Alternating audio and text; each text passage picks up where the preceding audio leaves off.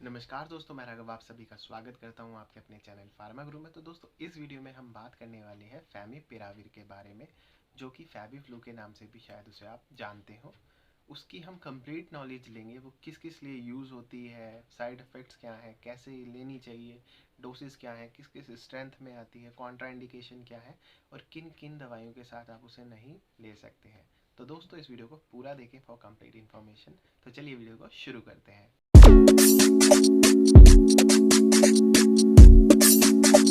तो चलिए दोस्तों, शुरुआत कर लेते हैं फैविपिराविर टैबलेट क्या होती है। दोस्तों, फैविपिराविर जो टैबलेट है ये एंटीवायरल मेडिकेशन है, एंटीवायरल ड्रग है, क्योंकि ये वायरल इन्फेक्शन जो होते हैं उनसे ट्रीट करने के लिए यूज़ की जाती है।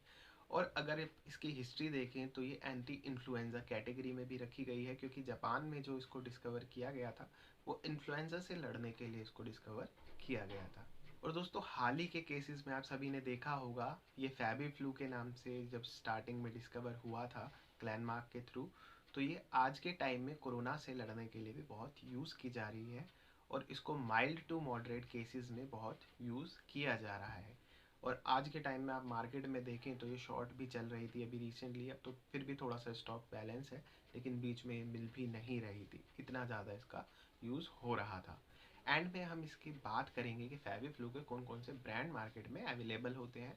तो वीडियो से कनेक्टेड रहें और वीडियो को पूरा देखें। तो दोस्तों, चलिए बात कर लेते हैं इसकी क्या क्या प्रमाण्यता है, या फिर इसके क्लिनिकल ट्रायल्स हुए हैं या फिर नहीं हुए हैं। तो दोस्तों, इसका जो क्लिनिकल ट्रायल हुआ था वो 240 पेशेंट्स या फिर बंदों पे हुआ था, जिसमें 50 से 70% जो पेशेंट थे उनको पॉजिटिव रिजल्ट्स मिले थे।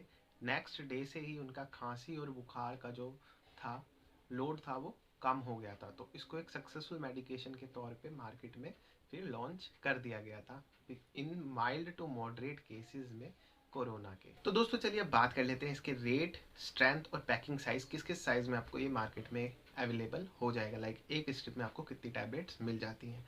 तो दोस्तों, सबसे पहले स्ट्रेंथ के बारे में बात कर लेते हैं। जैसे मैंने बताया था 200 mg, 400 mg एंड 800 mg में तीन स्ट्रेंथ में मार्केट में अवेलेबल है। तो दोस्तों, बात कर लेते हैं पैकिंग साइज के बारे में। तो दोस्तों, ये पैकिंग साइज भी तीन साइज में अवेलेबल है, 34 टैबलेट्स के, 10 टैबलेट्स एंड 14 टैबलेट्स, ये तीन पैकिंग साइज में मार्केट में अवेलेबल होता है। तो दोस्तों, बात कर लेते हैं पर टैबलेट हम रेट के बारे में बात करेंगे कि एक टैबलेट की अप्रॉक्सीमेटली क्या कीमत आपको पड़ जाती है। और दोस्तों, मैं बता दूं, हर ब्रांड का अलग यहाँ पे रहेगा। तो यहाँ पे हम एक एवरेज लेके चल रहे हैं जो आपको मार्केट में मिल जाएगा। लेते हैं 200 mg की जो आपको टैबलेट है वो आपको 60 रुपीज़ अप्रॉक्सीमेटली मिल जाएगा। 400 mg वाली जो टैबलेट है वो आपको अबाउट 100 रुपीज़ की मिल जाएगी। एंड 800 वाली जो टैबलेट है वो आपको 260 मतलब 260 रुपये समथिंग पर टैबलेट पड़ेगी। तो दोस्तों, यूजेस के बारे में जैसे अभी हमने डिस्कस किया था, ये आज के टाइम में जो यूज़ हो रही है वो कोरोना से ट्रीट करने के लिए यूज़ हो रही है। तो मैं आपको क्लियर कर दूं, ये माइल्ड टू मॉडरेट केसेस में ही काम करती है। अगर सीवियरिटी है आपके, मतलब बहुत ज़्यादा इन्फेक्शन बढ़ा हुआ है, तो ये कारगर नहीं है। अगर आप बहुत कम इन्फेक्टेड है या फिर थोड़ा सा इन्फेक्शन थोड़ा सा इंक्रीज्ड है, मतलब मॉडरेट केस में है, तो ये आपके काम करेगी, तभी आप इसे ऐड करें। और इसे ऐड करने से पहले अपने डॉक्टर की एडवाइस ज़रूर लें, अपने आप ना करें, क्योंकि इसके बहुत सारे साइड इफ़ेक्ट्स भी हो सकते हैं अनडिज़ायरेबल, जो आप नहीं चाहेंगे। तो दोस्तों, अब साइड इफ़ेक्ट्स की बात हुई है तो बात कर लेते हैं इसके क्या क्या साइड इफ़ेक्ट्स होते हैं। तो दोस्तों, जो सबसे पहले नंबर पे जो साइड इफ़ेक्ट्स आता है वो लूज मोशंस भी हो सकते हैं, वॉमिटिंग भी हो सकती है, एब्डोमिनल पेन भी हो सकता है, स्किन पे रैशेस या फिर आपके स्किन पे लाल लाल रेड स्पॉट्स हो सकते हैं, ड्यूडिनल अल्सर मतलब आपके अल्सर्स भी हो सकते हैं। तो दोस्तों, WBC का काउंट भी बढ़ और घट भी सकता है, मतलब अल्टर हो सकता है, आपको ब्रीथिंग प्रॉब्लम भी हो सकती हैं। यहाँ पे आपको डिजीनेस भी हो सकता है, मतलब आपको चक्कर आने जैसा भी कुछ फील हो सकता है। आपकी आइज़ में ब्लरनेस भी आ सकते हैं, मतलब आपके विज़न में धुंधलापन भी आ सकता है, आँखों में दर्द भी हो सकता है, और यूरिक एसिड का लेवल इंक्रीज भी हो सकता है। तो मैंने इसीलिए आपसे कहूँगा, आप इसे अपने आप ना यूज़ करें। जब भी आप इसको अपनी ड्रग शेड्यूल चार्ट में ऐड करना चाहते हैं तो अपनी डॉक्टर की एडवाइस ज़रूर लें। तो दोस्तों, चलिए बात कर लेते हैं इसका डोज क्या होना चाहिए। तो दोस्तों, इसका जो डोज है वो होता है 1800 mg लोडिंग डोज और 800 mg मेंटेनेंस डोज। अब इसको हम किस तरह से बात करने वाले हैं। तो दोस्तों, आपको 1800 mg फर्स्ट डे पे ट्वाइस अ डे लेना है। अब वो आप कैसे ले सकते हैं, वो आप 800 mg की 2 टैबलेट्स प्लस 400 mg की आधी टैबलेट ले सकते हैं। अगर आप बात करें कि अगर आप 400 mg लेना चाहेंगे तो दोस्तों टैबलेट साइज़ बहुत बढ़ जाएगा। 200 में तो आप पूछो ही मत, आप मुट्ठी भर के आपको टैबलेट्स खानी पड़ेंगी। तो मैं आपको यही सजेस्ट करूँगा, स्मार्टली इसको यूज़ करें ताकि आपका ड्रग लोड कम रहे, आपको ज़्यादा दवाइयाँ ना खानी पड़े। फिर दोस्तों नेक्स्ट डे जो रहेगा डे 2 पे, वो आपका मेंटेनेंस डोज रहेगा 800 mg, मतलब आप एक टैबलेट अपना यूज़ कर सकते हैं ट्वाइस अ डे। मतलब दवाई चलेगी दो बार चलेगी पूरे दिन में, मॉर्निंग एंड इवनिंग में।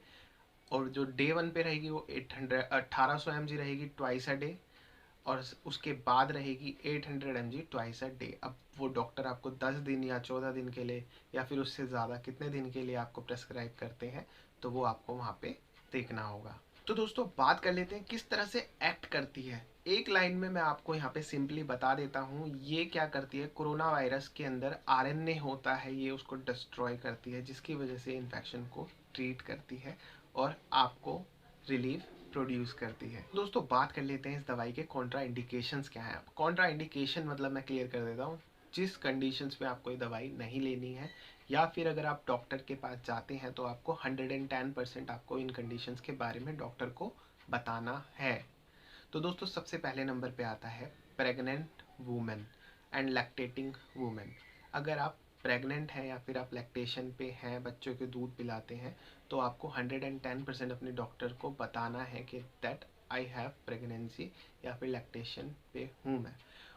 उसके बाद क्या आता है, अगर आपको किडनी डिजीज़ या फिर सीवियर लीवर डिजीज़ हैं, मतलब लीवर और किडनी से रिलेटेड कोई भी आप बीमारी से सफ़र कर रहे हैं, तो भी आपको अपने डॉक्टर को बताना है। तीसरे नंबर पे आता है अगर आपको एंटीवायरल ड्रग से एलर्जी है, तो भी आपको अपने डॉक्टर से बताना है, क्योंकि ये भी एंटीवायरल कैटेगरी में ही आती है। जो सबसे लास्ट है, अगर आप बच्चे को दे रहे हैं, मतलब आपका बच्चा 12 साल से कम है, तो आपको अपने डॉक्टर को बता देना है कि भाई जो ये मेडिकेशन है बच्चे के लिए है। और सेल्फ तो आपको नहीं करना है, प्लीज़ मैं आपसे फिर से रिक्वेस्ट करूँगा, सेल्फ मेडिकेशन ना करें, क्योंकि it can be very harmful for you as well as for your family. तो दोस्तों बात कर लेते हैं वार्निंग एंड प्रिकॉशंस क्या है इस मेडिसिन की। तो दोस्तों प्रेगनेंसी में ये क्या करती है, ये एंटीवायरल मेडिकेशन है, तो ये आपका जो एम्ब्रायो होता है, जिसको हम भ्रूण कहते हैं, तो ये उसको ख़त्म कर सकती है।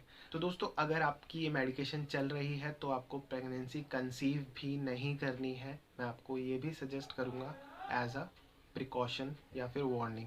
ओल्ड एज पेशेंट्स में जिनको गठिया से रिलेटेड दिक्कत रहती है, गठिया बाई, या जिनके घुटनों में या फिर यूरिक एसिड का लेवल बढ़ा होता है, उनमें भी जो ये है, मतलब फैविपिराविर है, ये स्पेशल कंडीशंस में यूज़ की जाती है, तो वहाँ पे भी आपको थोड़ी सी सावधानी बरतनी है।